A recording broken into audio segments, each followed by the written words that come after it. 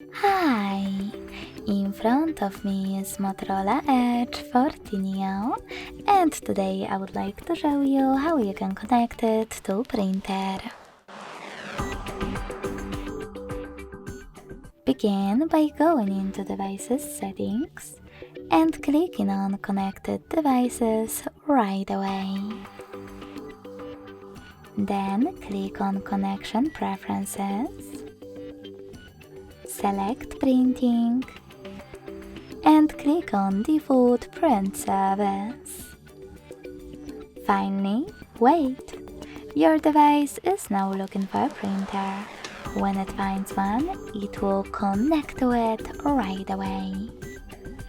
If you want to use different service, tap on the blue sweater next to this one. And when your service, the default one, is disabled, go back. Now click on Add Service. Download the best one for your printer, in my case HP one. And when it's ready, go back to the same settings. Lastly, tap on your new service and wait as well.